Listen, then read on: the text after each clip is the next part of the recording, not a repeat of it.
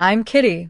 The Christmas lights twinkled merrily, casting a warm glow over the Parker family living room.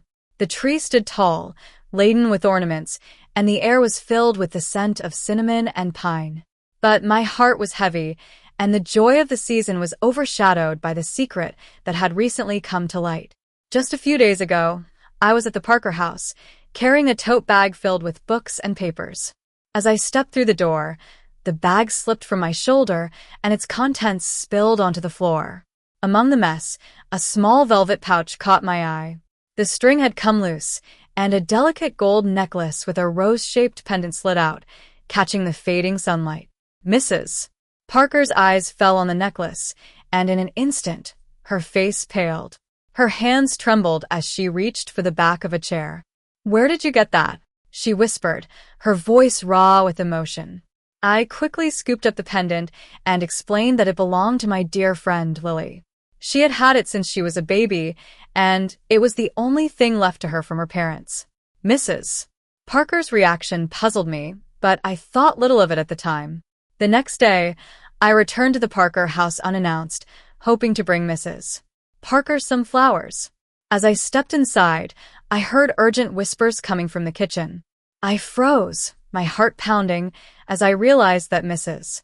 and Mr. Parker were talking about the necklace.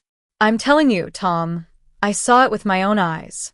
That pendant, the rose, it was hers. It has to be," Mrs. Parker said, her voice cracking with fear and sorrow. Mr. Parker's tone was grim. "It's been over 25 years, Emily. You can't be certain. Maybe it's just a coincidence." But Mrs. Parker was insistent. "I remember that night like it was yesterday. A young girl came into the maternity ward, alone and scared. She gave birth to twins, a boy and a girl. The boy was healthy, but the girl was so fragile. She had a congenital heart defect, and the doctors didn't think she would survive. The mother didn't want either child, so she signed the papers and left. We couldn't have children of our own, so we decided to adopt the boy. But I couldn't bear to leave the girl with nothing. I gave her that pendant, a family heirloom, before she was taken away."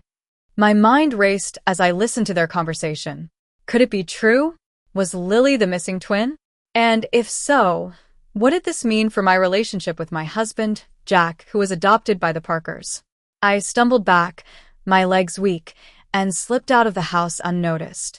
The drive home was a blur, and I couldn't stop thinking about what I had heard. That night, I lay awake, staring at the ceiling, my mind filled with questions and fears. The next day, I couldn't bear the weight of the secret any longer. I returned to the Parker house and confronted them. Mrs. Parker broke down in tears as she told me the whole story. Jack was adopted, and Lily was his twin sister, the girl they had left behind all those years ago. The news was a shock, and I felt like my world was crumbling around me. My marriage, my family, everything I had built seemed to be at stake. But as I thought about Lily, alone and struggling, I knew that I couldn't keep the truth from her. That same evening, Jack returned from a business trip, and I knew I had to tell him everything. His face paled as I explained what had happened, and he was devastated. But he was also determined to find Lily and bring her into our family. We drove through the night, the desert stretching out before us, filled with unspoken thoughts and emotions. As we approached Lily's apartment, I felt a sense of dread. What if she didn't want to know us? What if she hated us for what had happened? But when we knocked on the door, Lily opened it, her eyes wide with surprise. She was tired and worn, but there was still a spark of strength in her. I took a deep breath and began to tell her the story, the whole truth about her past. At first, she didn't believe me. She shook her head, tears streaming down her face. "No, this can't be true," she whispered. But as I showed her the necklace, the same one that had been around her neck since she was a baby, she began to realize that it was all real. Her hands flew to her chest, and she swayed on her feet. Jack stepped forward, his voice trembling. "Lily, I'm your brother. I had no idea you existed, but I'm here now. I want to be a part of your life." Lily looked at him, her eyes filled with a mixture of anger and hope. "You lied to me," she said, her voice filled with pain. You let me think I was alone all these years. Mrs. Parker stepped forward, tears streaming down her face. I'm so sorry, Lily. I thought I was doing the right thing. I never imagined you would survive, let alone end up here. For a moment, there was silence. Then, slowly, Lily reached out and took Jack's hand. I don't know if I can forgive you, she said, but I want to try. For me, for my daughter, and for the family we could have. In that moment, I knew that everything was going to be okay. The truth had been revealed, and though it had been painful, it had also brought us closer together. Over the next few weeks, we worked to rebuild our family. Lily and Jack grew closer, sharing stories and memories of their childhoods. Mrs. and Mr. Parker were determined to make up for lost time, and they showered Lily and her daughter, Ava, with love and attention. As Christmas approached, the Parker house was filled with the sounds of laughter and joy. We decorated the tree together, hung stockings, and cooked a big Christmas dinner. For the first time in a long time, I felt like I had a real family, a family that was bound by love and forgiveness. On Christmas Eve, as we sat around the table, Mr. Parker raised his glass.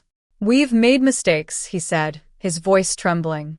But tonight, looking at all of you, I know that we've been given a second chance. Family isn't about blood. It's about love and the choices we make. Let's cherish this moment and the family we've built.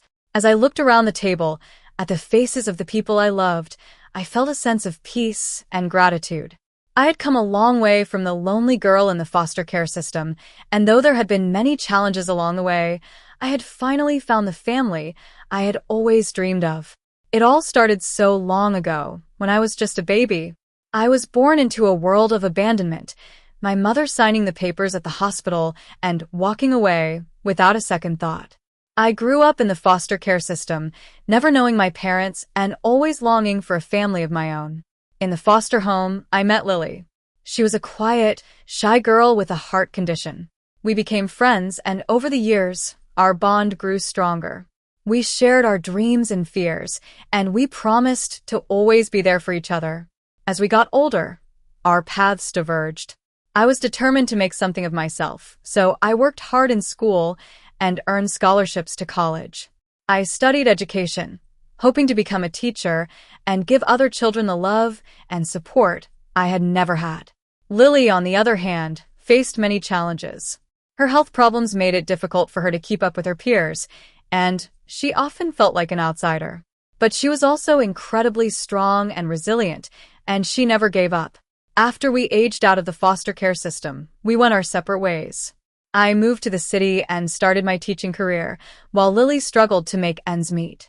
She worked long hours at a factory, trying to support herself and her daughter, Ava. I often thought about Lily, and I tried to stay in touch, but life got in the way. We lost touch for a while, and I didn't know what had happened to her. Then one day, I met Jack. He was a kind, gentle man, and we fell in love quickly. We got married, and I thought my dreams had finally come true. I had a husband who loved me, a job I loved, and a family who accepted me. But little did I know that my past was about to catch up with me. The discovery of the necklace and the truth about Lily's past would change everything. Looking back, I realized that everything happens for a reason.